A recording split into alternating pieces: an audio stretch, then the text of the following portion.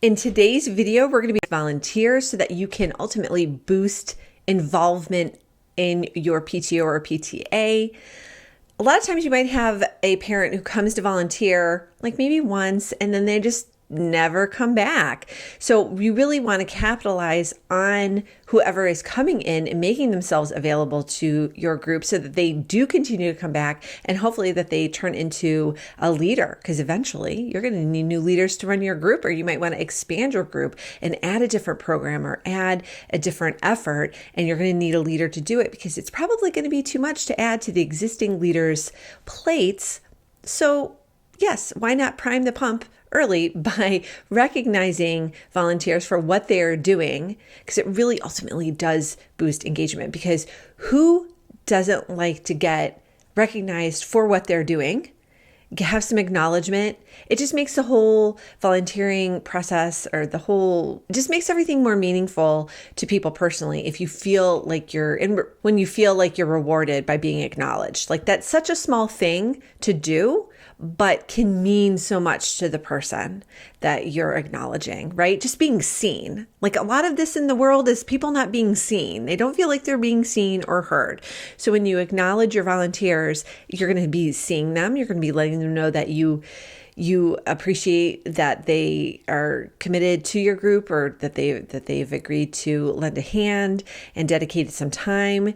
And so by acknowledging that publicly, that can be a huge thing. So that is actually the first way to recognize volunteers, is just to kind of give them a shout out. So if it is at an event, you can shout out to the volunteers specifically at the event, like give them a public acknowledgement. You also want to make sure that you're following up with them privately. So either sending them a text or sending them an email or even calling them, just reaching out to them and kind of restating how much you appreciated that they came, that they showed up, that they were helping, and what their impact was on the event. Like, because there's pretty much nothing you can do in PTO by yourself. Like, one person cannot be doing this. It's totally a team sport. And so acknowledging the different ways that people are contributing to your group is just a really nice kind of self-reinforcing thing to do. Like, it's going to make your group stronger. It's going to build relationships with people. So another thing that I like to do to recognize volunteers, especially who are coming to volunteer at an event, is to take pictures at the event and then to share those pictures of the volunteers in action on social media or in the school newsletter, or ask your principal to send out an email to your whole everybody, to your entire community, to all the parents, so that you can kind of highlight those volunteers.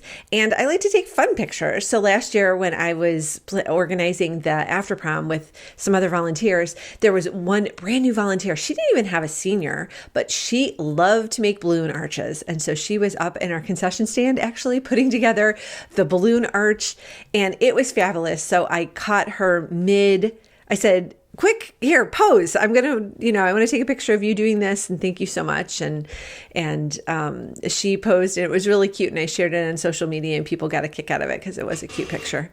Maybe I will pop it up on the screen. I'll just make a note to myself to remember to do that, because I thought it was cute. She looked really happy to be doing it. And I was so happy because at that time I had never put together a balloon arch. I had no idea what I was doing. And even if I had known what I was doing, I would not have had time because I was coordinating everything else. So those are actually 3 ways, right?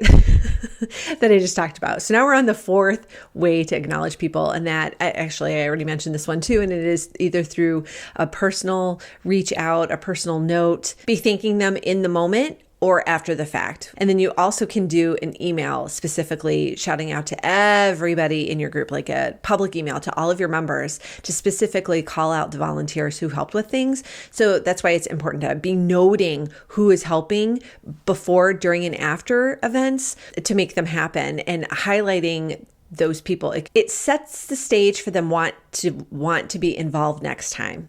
Because they feel, like I said, they feel seen, they feel heard, and they feel acknowledged, and that it was worth it, and that they just kind of like it couldn't have happened without them. And so at some level, they're going to recognize that and be like, wow, my contribution was kind of big. So I will show up next time because that event was really fun. And I want that to happen either for me personally, because it's a great community thing, or for my kiddo. The next way to acknowledge volunteers and set the stage for them to become involved either more in the moment or more long term is to throw an event. Just like it can be, well, when I say throw an event, it can be something as simple as giving people something at the next PTO meeting, or inviting the volunteers to come and say, there's going to be something special that I want to do with you. So please come so we can do it. And then like give them something, or make them stand up and applaud them. And that will make the introverts cringe. And they're going to be like, girl, I do not want to come for that. And you're going to be like, no, you need to come because it's important, because we see you. We love you. Thank you so much for contributing to this and helping us do all the wonderful things that we are doing. And along those same lines, I guess more in line with throwing the event, is to do a specific volunteer appreciation event.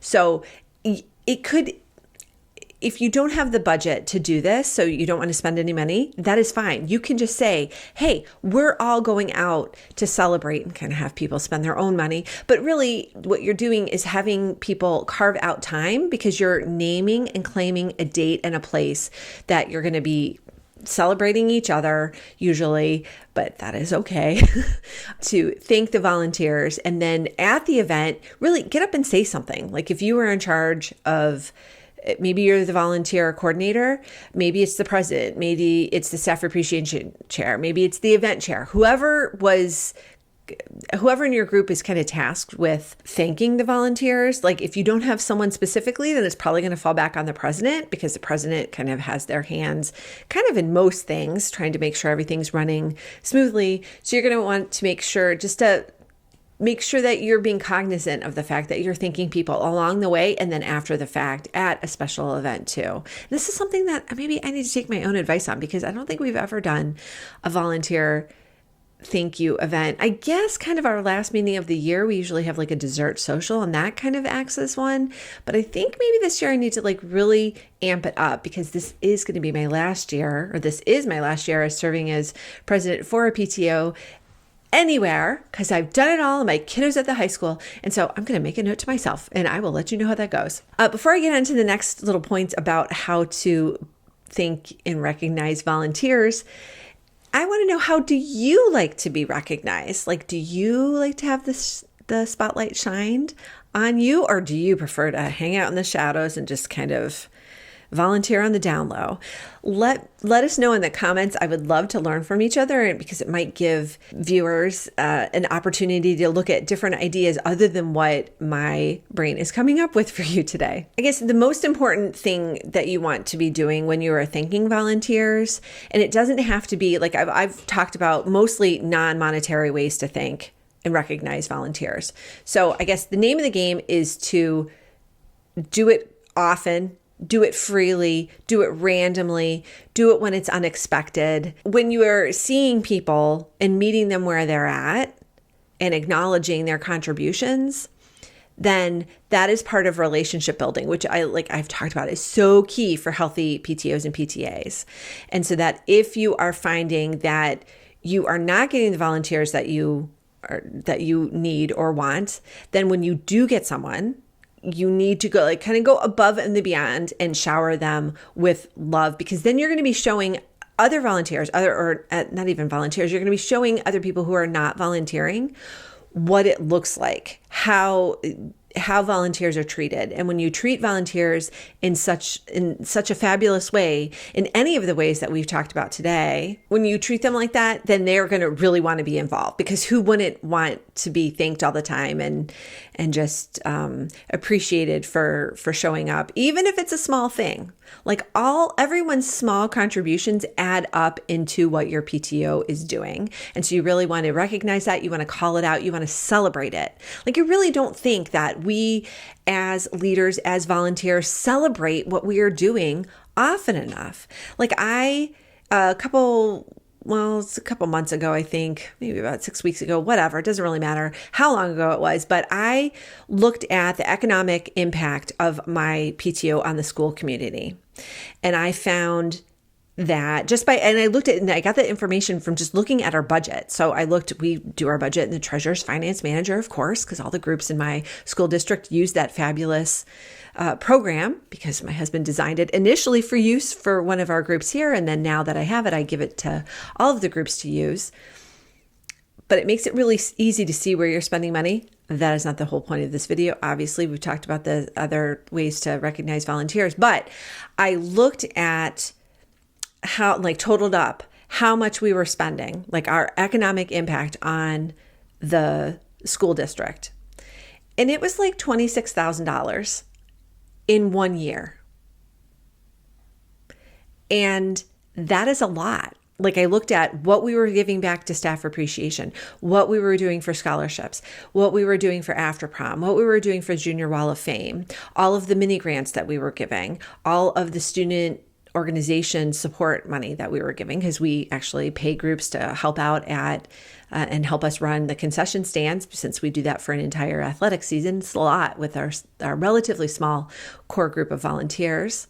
It was like $26,000. That is a lot of money. And so whether you are giving back $26,000 or $3,000, you need to celebrate that fact. And celebrate not only your volunteers, but also your leaders, because your leaders are volunteers, of course. And that is something to really acknowledge and be proud of.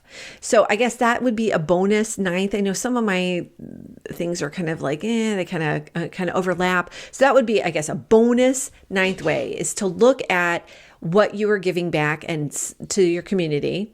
You can do it in terms of hours of time spent, because all the time, anytime that someone is volunteering in their school, they're making their school community stronger, better. Like, I think schools are better when parents are involved. I mean, you know which way I'm talking about involved. I'm not talking about looking for book bans. I'm talking about volunteering in the classes, making teachers' lives easier, helping the principal with something, helping the custodians with something, helping the lunch ladies with something. Like, there are so many ways to contribute. And so I just the whole point of this video was just to kind of get you to think about the different ways that you can recognize people, because ultimately that's good for the group. That's good for you to do as a person, but ultimately it's beneficial for your group because it lays the foundation for return volunteers. I so hope that you have enjoyed this video and that you will join me for the next one. Want even more guidance on how to be a stronger leader so you can run a better PTO or PTA? All of these resources and more are waiting for you at ptoanswers.com.